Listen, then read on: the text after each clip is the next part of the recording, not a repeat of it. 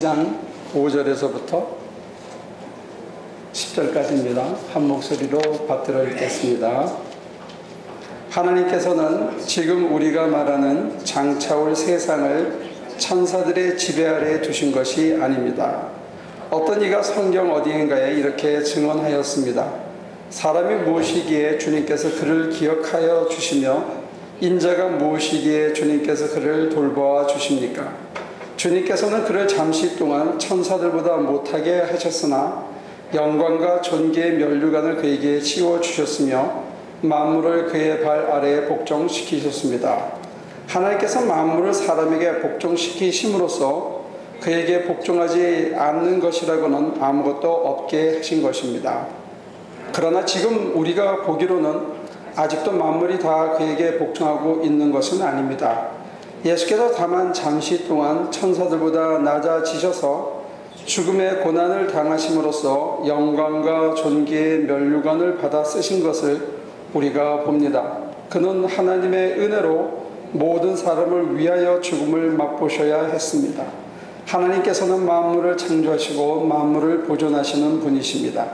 그러므로 하나님께서 많은 자녀를 영광에 이끌어 들이실 때에 그들의 구원의 창시자를 고난으로서 완전하게 하신다는 것은 당연한 일입니다. 성경 여기 보면 예수님이 만물을 복종케 하시고 그 만물을 다 다스리고 지배하신다는 거예요. 그리고 존귀와 영광의 면류관을 얻으셨다 이렇게 되어 있습니다.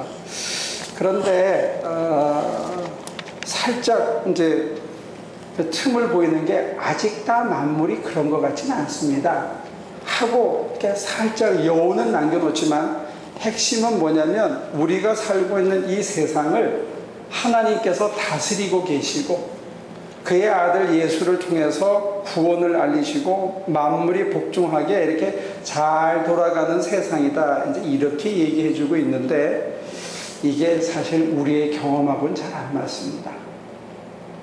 뭐냐면 얼마 전에도 누가 총질을 해가지고 또 갑자기 영화 보다가 갑자기 죽는 사람들도 생기고 그리고 우리가 아는 대로 뭐 일본이 쓰나미가 나가지고 인간 재해까지 더해져가지고 지금도 아직도 원자 그 피해가 계속되고 있는 이런 세상이에요.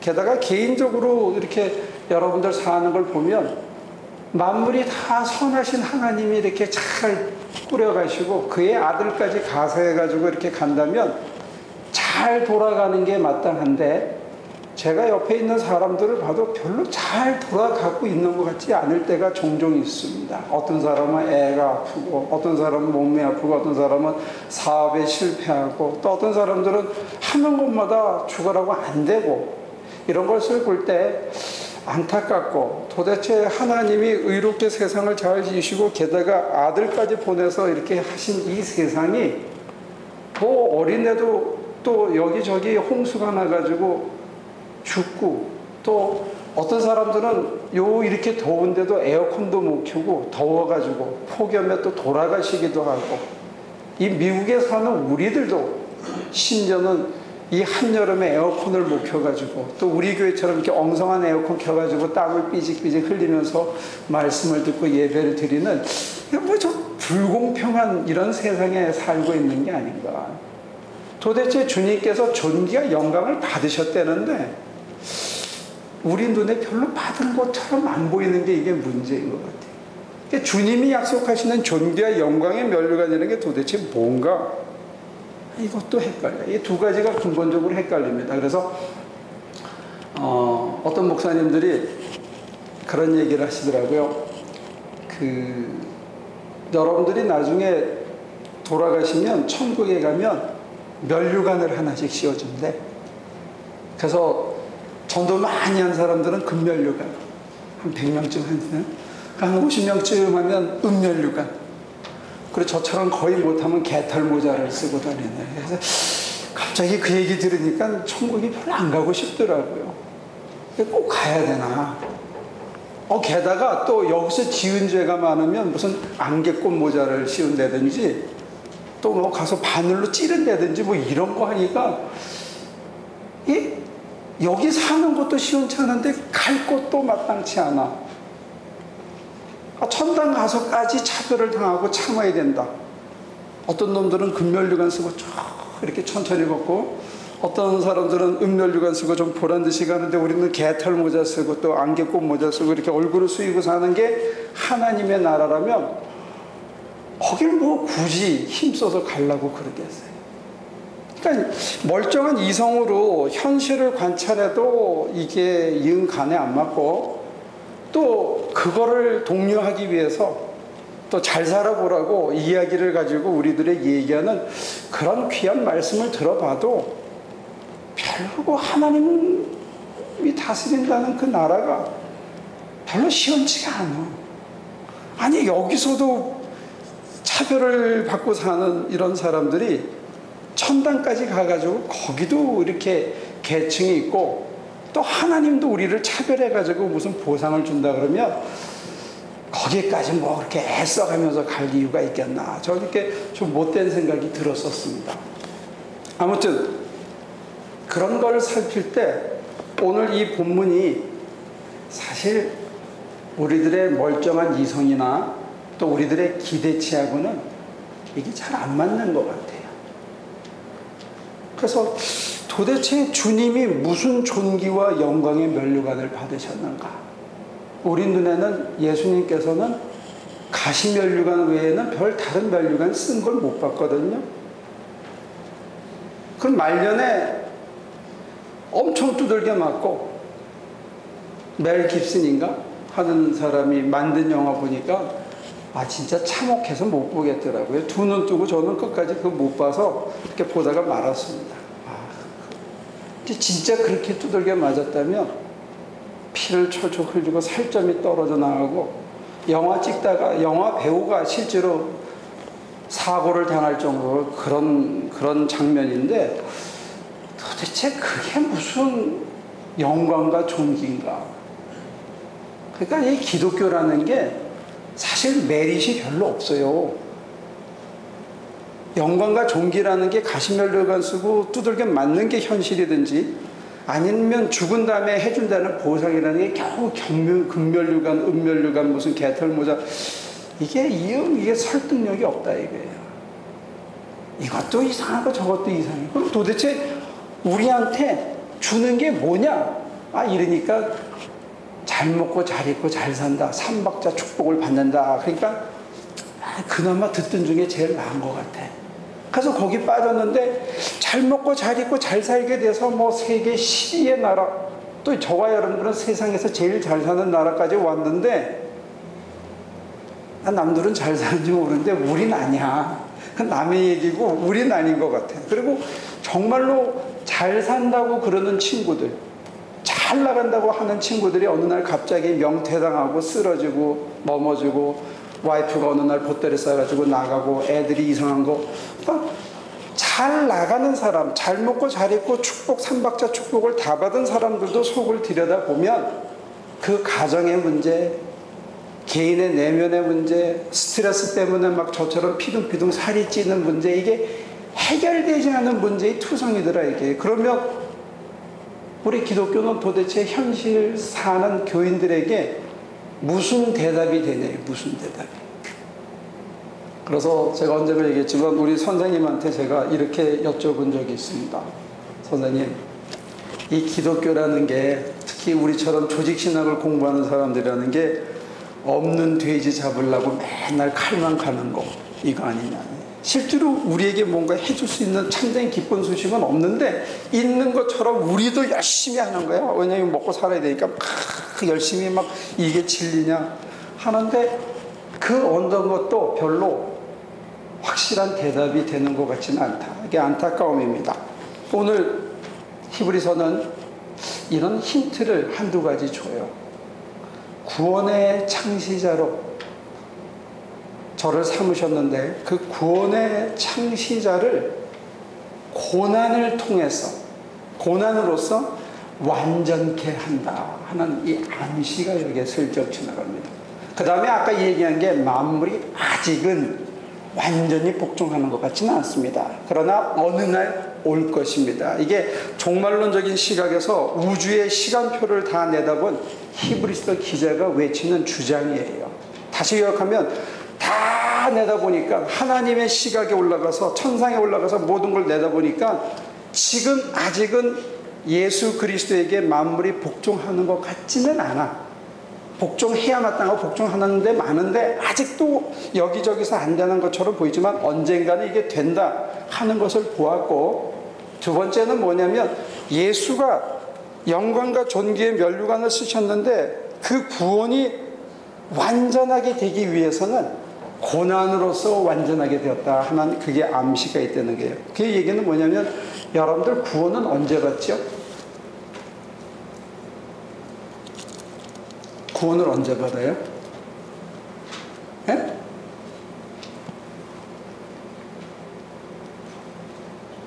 야, 이 기본이 안 돼 있네. 주 예수를 믿음으로써. 주 예수를 믿음으로써 구원을 받아요. 그럼 그게 언제지? 예수를 믿는 순간부터 구원을 받아요. 아, 그래요? 그럼 지금 그렇죠. 예수님을 구원은 시작된 거죠, 그죠? 아니죠. 아니야? 예수 믿을 때 구원이 시작된 거 아니냐 이거예요. 구원의 역사는 예수님이 이루어 놓으셨고 그 예수님을 믿음으로써 내가 구원을 이루는 것이죠. 글쎄요. 그러니까 구원이 뭐 문턱이든 문간이든 집 안이든 예수를 믿음으로써 구원이 지금 시작된 거 아니냐 이미. 저처럼 26에 믿었으면 31년 동안은 구원의 맛을 보며 살아야 되느냐 이게 어떠세요? 아니면 미뤘다가 그냥 금면류관이나 하나 받을까? 그건 목사님한테 성령님이 찾아오셔가지고 성령님이 그 구원을 이루었다는 그런 확신을 받으셨으면은 이 구원을 이루는 것이, 그렇지 않으면 아직 못 받으십니다. 오케이. 그러면 이제 두 가지까지 얘기했어요.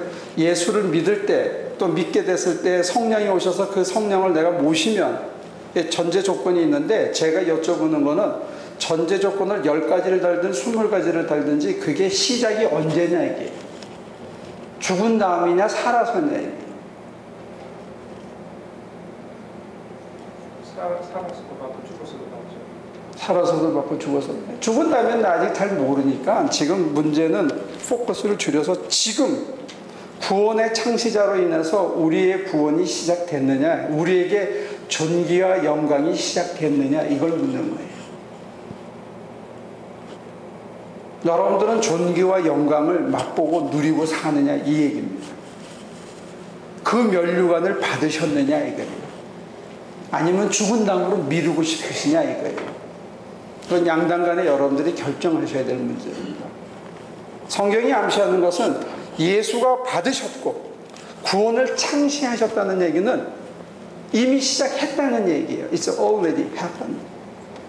누구로 인해서? 예수로 인해서 구원이 시작됐다는 게 창시할 것이다가 아니고 창시자가 되셨고 그 창시자가 완전케 되는 것은 그가 고난을 받음으로써 창시가 되었다는 게 It's happened already. 그러면 그 구원에 참여하는 우리들에게는 그가 받으셨던 영광과 존귀의 면류관이 주어졌다는 거예요. 장차 개털 모자를 쓰거나 장차 금면류관을 쓰고 경쟁하고 비교하는 게 아니고 지금 어떤 의미에서는 우리에게는 존귀와 영광이라는 그게 주어졌다는 거예요. 도대체 존귀와 영광이 뭐냐 이거를 살펴보면 되지 않겠냐는 얘기예요. 이게 히브리서가 던지는 오늘 우리들의 암시입니다. 여러분들이 생각하는 존귀와 영광이 뭐냐? 공중에 나는 새도 떨어뜨린다? 이게 존귀해지는 겁니까? 권력을 갖게 되고 아들이 죄를 짓고 경찰서에 가는데 전화 한 통하면 무조건 집에까지 에스코트해서 데려다 주면 이게 출세하고 성공한 거냐 이게. 마음대로 원하는 대로 아무리 돈을 써도 돈이 바닥이 안 나면 부를 이룬 거냐. 내가 하고 싶은 거는 뭐든지 다 할 수 있고 다 해봤는데 너무 좋고 너무 좋아서 막 신나서 어떻게 할지를 모르면 우리가 존귀와 영광을 얻은 거예요. 아니면 누구처럼 아주 이 전화기도 그 옛날에 이렇게 손가락을 넣어서 돌리는 전화기 쓰는데 아주 겸손하고 검소하게 사는데 사람들이 다 가고 난 다음에 보면 그 뚜껑 쫙 열어서 그 속에서 최신 삼성 갤럭시 S3를 꺼내서 탁탁탁 하는 그런 삶을 살면서 존경을 구걸하고 사느냐. 오늘 예수님이 보여주고 우리에게 창시하셨다는 존경과 그 영광은 도대체 뭘까? 이렇게 봤을 때요, 예수님도 찔찔거리고 자주 우셨더라고요. 성경에 보니까. 여러분들 예수님이 우셨다는 대목을 봅니까? 여러분들은 뭐 비디오 보면서 자주 울겠지만 예수님께서 우시는 거는 예루살렘을 보고 운 적이 있어요. 예루살렘아 예루살렘아, 안팎이 얼마나 뿅아리를 품으려고 애를 썼던가. 근데 너희는 나를 버리고. 예루살렘을 쳐다보면서 안타까워서 울고, 예루살렘을 쳐다보면서 하나님이 안타까워서 울고, 이런 적은 있어요. 그 다음에 예수님이 또 우신 장면 중에 하나가, 나자로가 죽어서 시체에서 썩은 냄새가 납니다 할 때, 저가 죽은 게 아니고 자는 거다라고 했을 때 사람들이 못 믿고 막 안타까워하니까 그걸 보고 마르다를 보면서 눈물을 흘린 적이 있어요. 예수님께서 우신 장면이 성경에 곳곳에 있어요. 또 배가 고파셨던지 5,000명이나 되는 사람들을 디립다 퍼 먹인 적이 있어요. 물고기 한 2마리하고 보리떡 한 5-6개 가지고 먹였어. 그랬더니 사람들이 왕으로 삼겠다고 그랬어요. 영광과 존귀가 오잖아요. 예수님은 아닙니다. 그러고는 그날 밤에 산에 홀로 올라가셔서 기도하셨대요. 그가 구했던 영광과 존귀는 조금 다른 게 아닌가 하는 그런 내용이 있어요. 그리고 예수님도 성질이 조금, 죄송합니다 표현이 고약해서, 근데 성질이 조금 들어오셨던 것 같아요. 여기 성질 들어온 사람들 중에 굉장히 웃고 좋아하는데 그게 공통점이 있어요. 상을 막 발로 차서 업고, 전 태어나서 아직까지 그렇게까지는 안 해봤습니다. 예수님처럼 상을 들러 업고 막 채찍으로 휘두르고 막 열받아가지고 소리 지르고 그러신 적도 있고요. 예수님이 근데 별로 사람들에게 불평한 장면은 많지는 않아요. 자기 대접 안 했다고. 한 장면 이런 건 나옵니다. 어떤 여인이 자기 머리에 옥합을 깨뜨려서 부어드리거든요. 그러니까 예수님이 가만히 받아. 그리고 발로 막 이렇게 머리로 씻어주는데 그것도 가만히 받으시는데, 저쪽에서 주인이 수건수건 되니까 예수님이 한마디 하셨어요. 뭐라 그러냐? 야, 너는 내가 왔을 때 발 씻는 물도 안 주더니 얘가 아주 내 장사를 위해서 좋은 일 하는데 왜 너 투덜대냐? 그리고 이 여자를 변호해준 장면은 나옵니다. 근데 예수님께서 아이씨 못 살겠다. 인생이 이렇게 머리 들 곳도 없고 가는 곳마다 이게 애들이 도저히 예수도 뭐 하나님도 안 믿고 가는 곳마다 반대 쌓고, 이거 나 정말 못 살겠다. 사는 게 이렇게 어렵고 지겨워서야. 내 마음대로 되는 게 하나도 없으니까 아주 난 못 살겠다. 이런 기록은 없어요.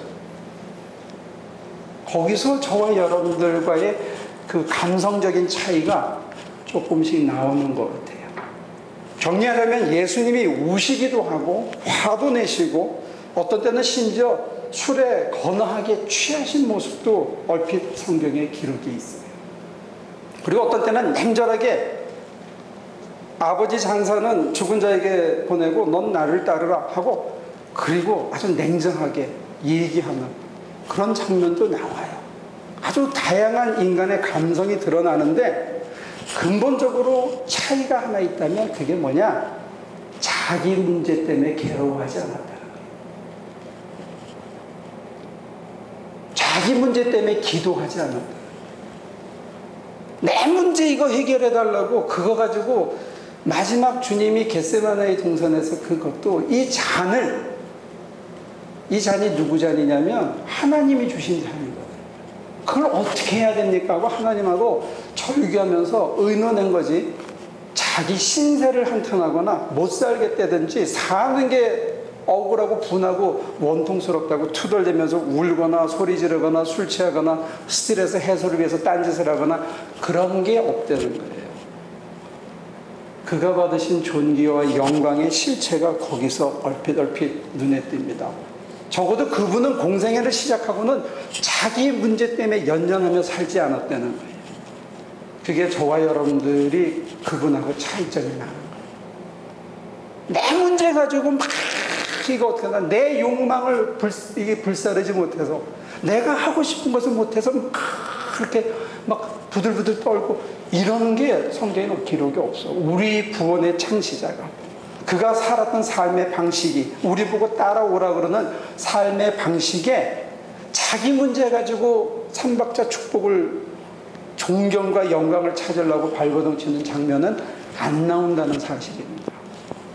그렇다면 우리에게 허락하신 존귀와 영광의 면류관이 도대체 오늘 이 자리에서 어떤 모습으로 나타나는가 했을 때 주님이 보여주시는 것은 시시콜콜한 것도 다 하나님하고 의논했다는 거예요. 거기서 근본적인 차이가 나더라고요. 요한복음은 이렇게 정리합니다. 내가 하는 말은 내 말이 아니다. 내 아버지의 말이다. 그래서 옳고 그르고 너네가 따질 문제가 아니라는 거예요. 내가 내 말 하는 거 아니라 내가 감정이 상해서 내 말 뱉는 거 아니라는 거예요. 내 욕망에서 내 입으로 튀어나오는 게 아니라는 게 나는 하나님이 무슨 얘기하시나 그게 궁금해가지고 밤을 새워서 듣고 하나님이 원하시는 말씀 너네들한테 가서 하려는 말 내가 그거 전해준다. 내가 하는 일은 하나님이 시키는 일 내가 그거 어떻게 하면 성실하게 할까 그게 관심이지 내 욕망이 내가 다른 사람에게 존경을 구걸하기 위해서 가식적으로 하는 그런 게 없다는 거예요.